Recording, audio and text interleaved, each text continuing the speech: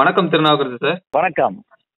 டெல்லியில சட்டமன்ற தேர்தலுக்காக பார்த்தீங்கன்னா களம் விறுவிறுப்பா சென்று இருக்கு பார்க்க முடியுது தமிழகத்திலிருந்து. நீங்க டெல்லியில பிரச்சாரத்துக்காக போயிருக்கீங்க பாஜகவின் சார்பாக. டெல்லியோட கோட்டையாக பார்த்தீங்கன்னா அரவிந்த் கெஜ்ரிவால் வச்சிருக்காரு. அதை வந்துட்டு தகர்க்குமா சார் பாஜக இந்த முறை? 100% அது உறுதியாகி இருக்கிறது. இங்க டெல்லியில இருக்கக்கூடிய மக்கள், நாங்க தமிழக மக்கள் இங்க நிறைய பேர் இருக்கிறாங்க, நம்ம தமிழ் பேசக்கூடிய தமிழக மக்கள் நிறைய பேர் இருக்கிறாங்க. அவங்களெல்லாம் சந்திச்சு பேசிக்கிட்டு வரோம்.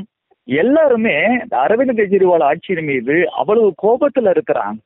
மக்களுக்கான அடிப்படை எதுவுமே இங்க நிறைவேற்றப்படல. எப்படா எலெக்ஷன் நடந்து முடிஞ்சு ரிசல்ட் வரும் அப்படின்னு காத்துக்கிட்டு இருக்கிறாங்க. நிச்சயமா டெல்லியில இந்த முறை பாரதிய ஜனதா கட்சி மிகப்பெரிய வெற்றியை பெற்று ஆட்சி அமைக்கும், அதுல சந்தேகமே இல்லை. நாங்க டெல்லியை சுத்தி நிறைய இடத்துல பார்த்திருக்கிறோம். எங்க பார்த்தாலும் ஒரு குப்பையா இருக்கு. ஒரு கவர்மெண்ட் ஆபீசர்கிட்ட பேசும்போது அவர் இப்படி சொல்றாரு, கார்பரேஷன்ல ஒர்க் பண்றாங்க அவங்க, ஏன் இவ்வளவு குப்பையா போட்டு வச்சிருக்கீங்க அப்படின்னு கேட்கும்போது அவங்க சொல்றாங்க, இதை சரி பண்ண வேண்டியது மாநில அரசாங்கத்தோட கடமை. மாநில அரசாங்கத்தோட முதலமைச்சரா இருக்கிறது ஆம் ஆத்மி பார்ட்டி, அந்த கட்சியை சார்ந்தவர் தான் முதலமைச்சரா இருக்கிறார். கெஜ்ரிவால் தான் அந்த கட்சிக்கு தலைவரா இருக்கிறார். ஏன் இதை செய்யாம இருக்கிறாங்க அப்படின்னா, இங்க கார்பரேஷன்ல ஒர்க் பண்ணக்கூடிய பணியாளர்கள் இருக்கிறாங்களே, அவங்களுக்கு முறையா வந்துட்டு சம்பளம் கொடுக்கறது இல்ல. கார்பரேஷன்ல இந்த குப்பையெல்லாம் வந்துட்டு சரி பண்றதுக்கு, கிளீன் பண்றதுக்கு கான்ட்ராக்ட் கொடுத்துருப்பாங்களே ஒரு கம்பெனிக்கு, சொன்னபடி அவங்களுக்கு வந்துட்டு நிதி ஒதுக்குறது இல்ல.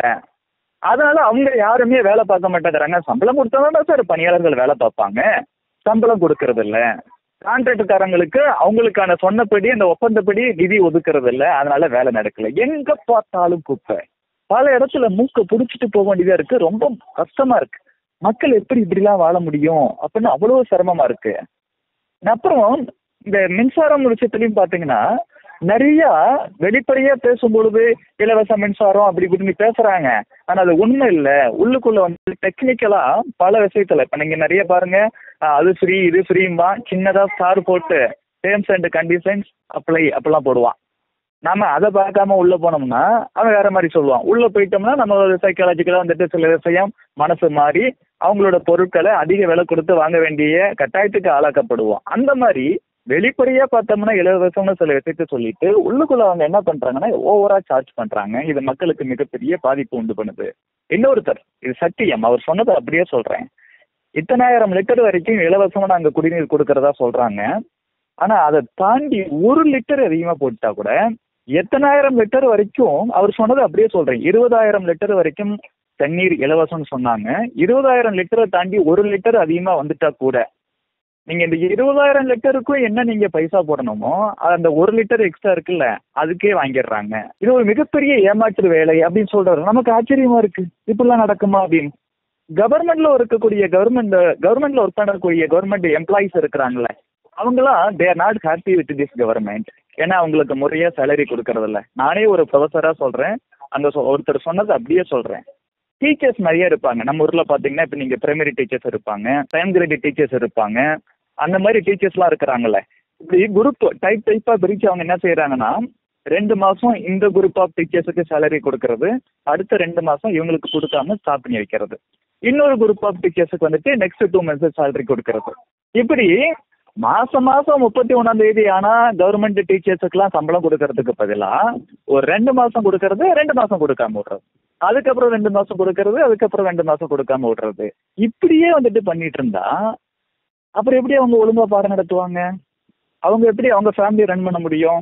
அவங்க ஒழுங்கா பாடம் நடத்தலைன்னா அந்த எதிர்கால தலைமுறை ஆகிய குழந்தைகள் மாணவர்கள் என்ன பண்ணுவாங்க? அவங்க எதிர்காலம் என்னமாகும்?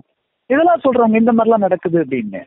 ஏன் சார் அப்ப என்னத்தான் பண்ணுது இந்த அரசாங்கம் அப்படின்னா, வெளிப்படையா சொன்னாங்க சார். அவங்க முதல்ல ஆட்சி அமைச்சு வரும் பொழுது நல்லா தான் சார் இருந்தாங்க, நான் இல்லைன்னு சொல்லல.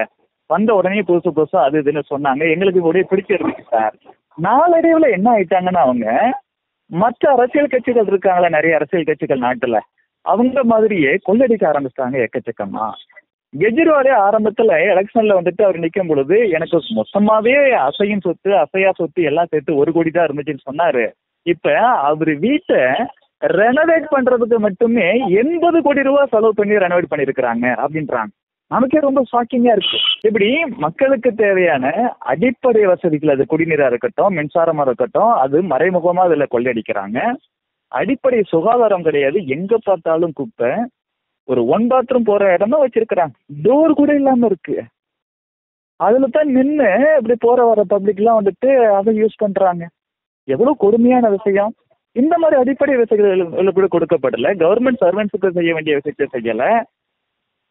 என்னதான் அங்க பண்ணிட்டு இருக்கிறாங்கன்னா, உதாரணத்துக்கு ஒண்ணு சொன்னாங்க, இந்த மதுபான ஊழல், ஆயிரக்கணக்கான கோடி ரூபாய் அதுல வந்துட்டு கொள்ளடிச்சிருக்கிறாங்க. முதல் முறை ஆட்சிக்கு வரும் பொழுது ஓரளவுக்கு பரவாயில்லங்கிற மாதிரி பேசப்பட்ட அந்த அரவிந்த் கெஜ்ரிவாலோட கட்சி, அவங்களோட எம்எல்ஏக்கள், மந்திரிகள் அடுத்த ஆட்சிக்கு வரும் பொழுது இந்த மாதிரி தகுடு திட்டம் பண்ண ஆரம்பிச்சிட்டாங்க, ஊழல் செய்ய ஆரம்பிச்சிட்டாங்க. கரப்ஷன்ல மட்டும்தான் அவங்க கவனம் செலுத்துறாங்க. மக்களோட அடிப்படை தேவைகளுக்கு அவங்க கவனம் செலுத்துறது இல்ல. இந்த ஆட்சி போகணும்னு சொல்றாங்க. நான் இப்ப நின்று இப்ப எந்த ஏரியால நின்று உங்களுக்கு பேசுறேன்னா, ஜானக்பூரின்னு ஒரு ஏரியா இருக்கு நியூ டெல்லியில. இங்க தமிழர்களும் இருக்கிறாங்க. இங்க சொல்றாங்க, ஏற்கனவே ஆம் ஆத்மி பார்ட்டில ஒரு எம்எல்ஏ இருந்தார், இப்ப அவருக்கு சீட்டு கொடுக்கல. ஏன்னா எல்லா எம்எல்ஏவும் மோசமா கரப்ஷன்ல ஈடுபடுறாங்க என்றாலும் கூட இவர் அவங்க எல்லாரை விடவும் ஆவரேஜை விடவும் கூட அதிகமா ஈடுபட்டுட்டாரு. அதனால அரவிந்த் கெஜ்ரிவால் கட்சியே உங்களுக்கு சீட்டு கொடுக்கல அப்படின்னு சொல்றாங்க. அந்த அளவுக்கு போட்டி போட்டுக்கிட்டு கெஜ்ரிவாலோட கட்சியை சார்ந்தவர்கள் ஊழல் செய்திருக்கிறார்கள், கரப்ஷனில் ஈடுபட்டு இருக்கிறார்கள். அதனால மக்கள்லாம் வெகுண்டெழுந்து இருக்கிறாங்க. நிச்சயமா ஆம் ஆத்மி பார்ட்டி இந்த முறை கிட்டத்தட்ட எல்லா தொகுதியிலையும் டெபாசிட் இழக்கத்தான் போகுது. ஆட்சிக்கு வரமாட்டாங்கன்றத 100% இல்ல 200% உறுதியா சொல்லலாம். அவங்க ஆட்சி இழக்க போறாங்க. பாரதிய ஜனதா கட்சி ஒரு மிகப்பெரிய வெற்றியை பெற போகுது. மக்களே சொல்றாங்க, இந்த டபுள் இன்ஜின் கவர்மெண்ட் இருந்தா நல்லா இருக்கும் சார். சென்ட்ரல்ல இன்னைக்கு மோடி நல்லா பண்ணிட்டு இருக்கிறாரு. டெல்லி இந்த ஸ்டேட்லயும் அவங்க இருந்தாங்கன்னா உண்மையாவே நல்லா பண்ணுவாங்க. எதுக்கு எடுத்தாலும் வந்துட்டு, உதாரணத்துக்கு ஒரு தமிழர் சொன்னார், தமிழகத்துல திமுக எதுக்கு எடுத்தாலும் அரசியல் பண்ணிட்டு இருக்கு.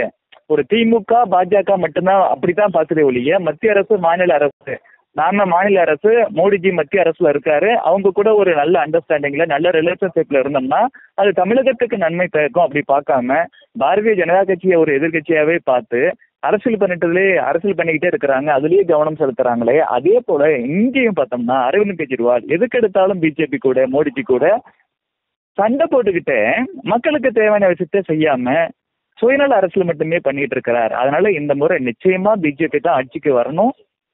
அரவிந்த் கெஜ்ரிவால் அவரோட ஆம் ஆத்மி பார்ட்டி நிச்சயமா தோற்கடிக்கப்படணும்னு இங்க உள்ள தமிழர் ஒருத்தர் சொன்னார். இப்படி நான் போன பல்வேறு இடத்துலயே நாங்க போயிட்டு இருக்கோம். நாங்க ஒரு டீமா பிரிஞ்சு போயிட்டு இருக்கிறோம். நாங்க போன எல்லா இடத்துலயுமே இந்த மாதிரி தான் நடக்கும். நாங்க இங்க டெல்லியில காலையில இருந்து நைட்டு வரைக்கும் பிரச்சாரம் பண்ணிட்டு ஒவ்வொரு டீமும் உட்காந்து நாங்க டிஸ்கஸ் பண்றோம்.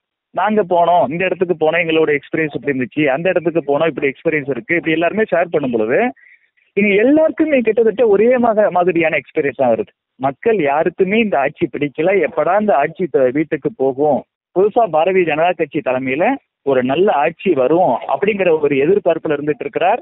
பாரதிய ஜனதா கட்சி டெல்லியில ஆட்சி அமைக்க போறது உறுதி. பிரதமர் நரேந்திர மோடி அவர்கள் கை காட்டக்கூடிய பாரதிய ஜனதா கட்சியின் தலைவர் ஒருவர் டெல்லியின் முதலமைச்சர் ஆவது உறுதி உறுதி உறுதி. ஓகே, தொடர்ந்து பேசும் இணைப்பில் இருந்தமைக்கு நன்றி சார். நன்றி. இதுபோன்ற முக்கிய நிகழ்வுகள், அரசியல் தகவல்களை ஆழமாக மாறுபட்ட கோணத்திலும் அறிந்து கொள்ள மறக்காமல் உங்கள் TNS24 டிஜிட்டல் பக்கத்தை பின்பற்றிக் கொள்ளவும்.